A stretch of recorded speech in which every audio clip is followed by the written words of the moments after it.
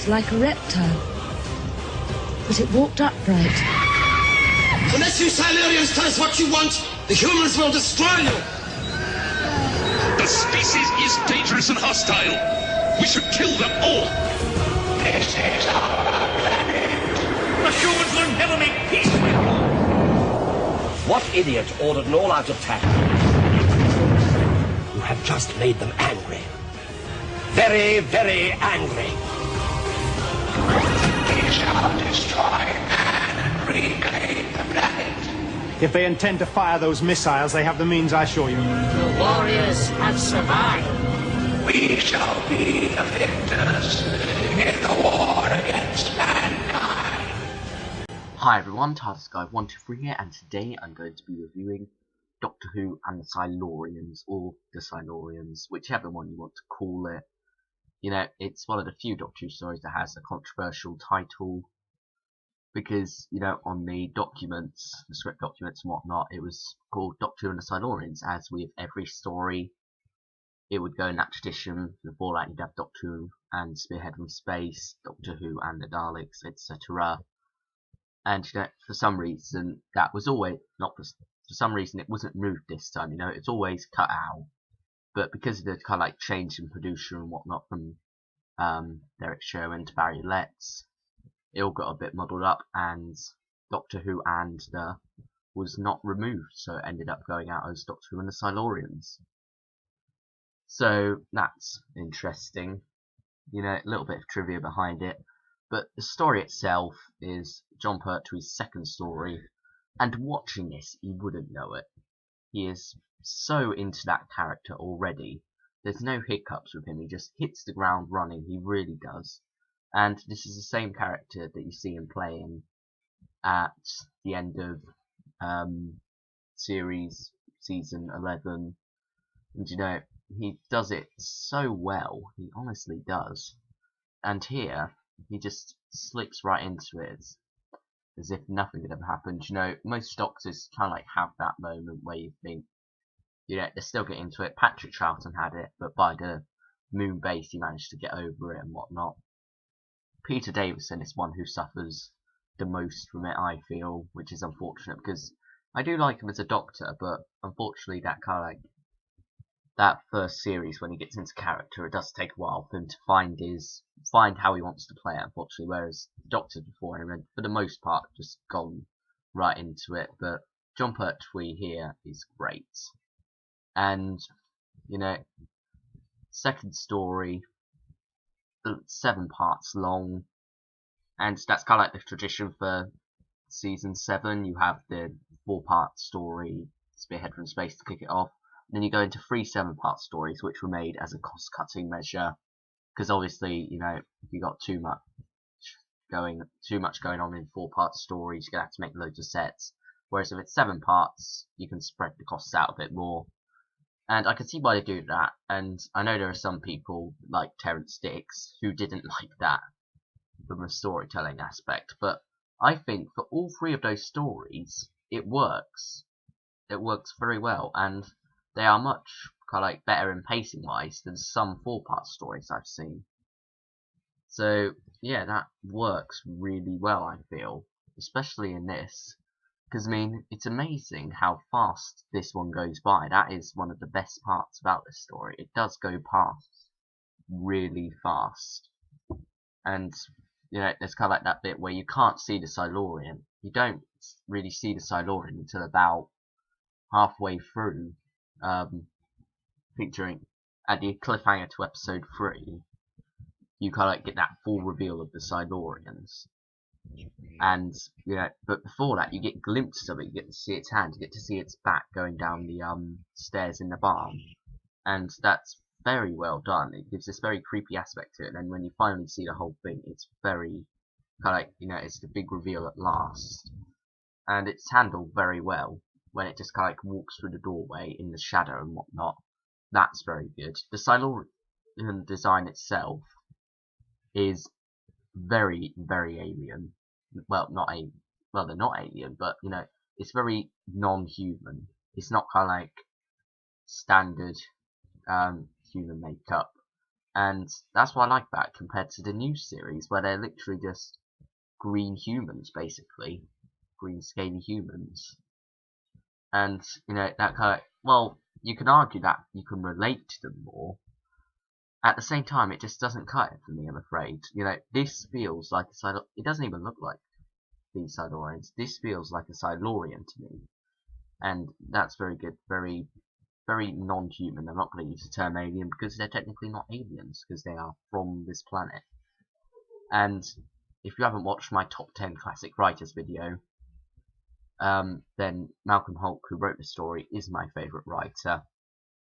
And you know, it's kind of like he created the Silurians. I think Terrence Dicks might have had a hand in it, where he said the aliens have been in here all along. It's a bit unclear to me who actually invented the Silurians, but for the sake of this, I'm just going to say Malcolm Hulke invented them, and they are very good for that. They honestly are. Because it's just an interesting concept, really, that they had this civilization beforehand that was here and whatnot before us, and then they went into suspended animation and didn't wake up because the disaster that they predicted was happen didn't happen in the end. And that's a very interesting idea. However, one thing I don't like is how in the credits they're called Old Silurian, Young Silurian and whatnot, and Silurian Scientist. And well, you know, it's a bit hard to, well, not distinguish, because they do have very specific personalities, them three. It's just a bit odd how it's almost childish how they don't have names, and just the way it handled, where he kind of like says, our leader is dead, I am the leader now. And kind of like this idea of them being leader and whatnot and scientist and not having actually given names. And that's one thing that I prefer in Warriors of the Deep, where they give them names. You know, you've got Ictar and whatnot.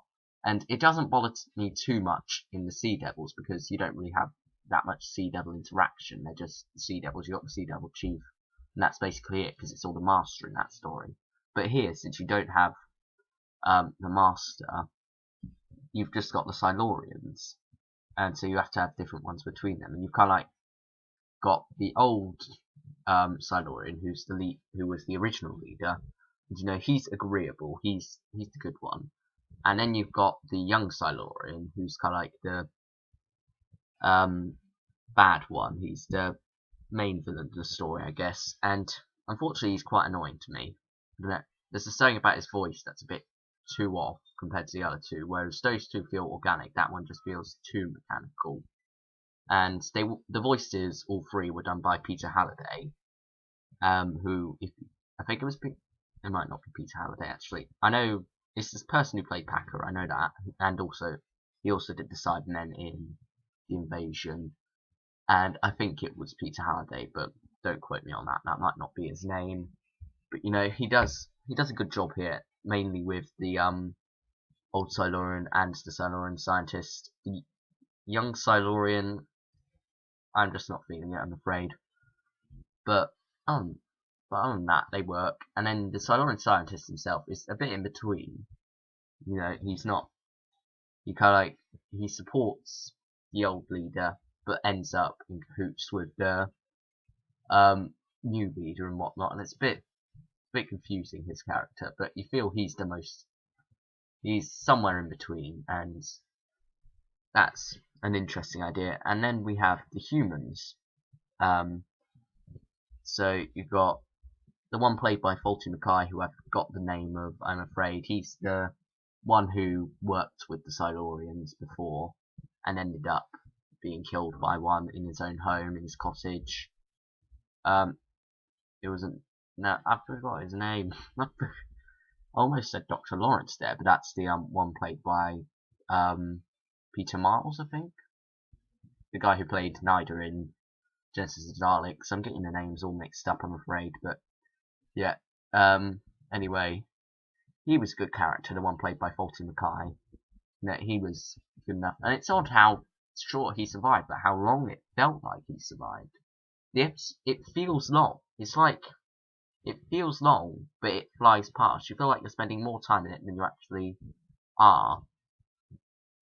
It's hard to explain, to be honest, but It doesn't drag at all, and it feels longer than it actually is, but not because it's padded or anything, but just because it feels that way.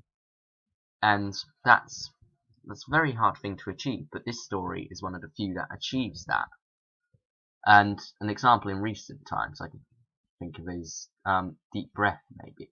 No, not Deep Breath, that's the opposite effect, where it's longer but it feels shorter, Deep Breath is. But this one, it's longer, but it feels even longer, but it doesn't feel like you're wasting your time. It doesn't feel over long. It uses its time very well.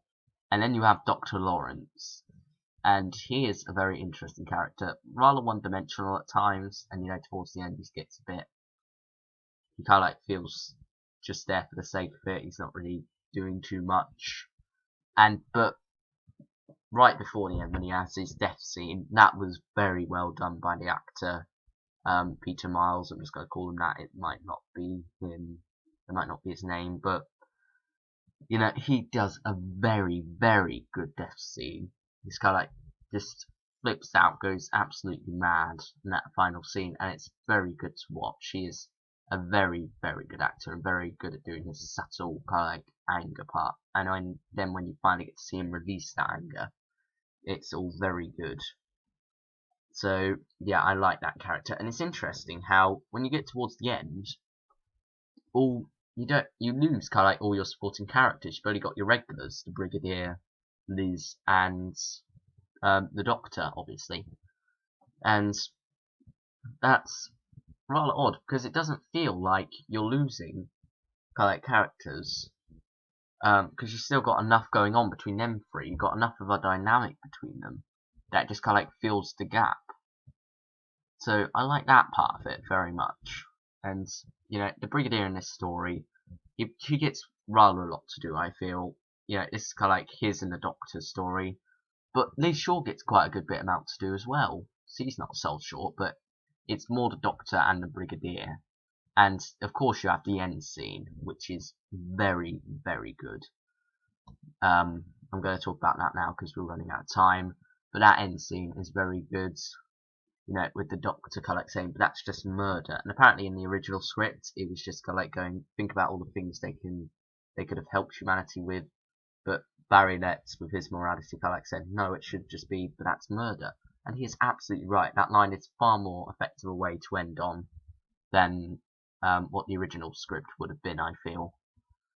And it's a very interesting moral dilemma as well, that I feel could have been picked up a bit more in the Ambassadors. It's not completely ignored, of course, because you can't get that throwaway line where he says, well, I guess he's got to find some way to occupy his time after killing the Silurians. But nevertheless, I think that's a defining moment in the relationship between the Doctor and the Brigadier, especially the third Doctor and the Brigadier. So I think, with that said, that's a suitable point to end it on. I was thinking about an 8 out of 10, but you know what? I'm going 9 out of 10. I really do love this story. It is great. I only watched it. I only got the DVD recently, but still, I love it. Great story. 9 out of 10. Thanks for watching, everyone, and I'll see you all next time with the review of Enemy of the World. Yep. So see you next time, everyone.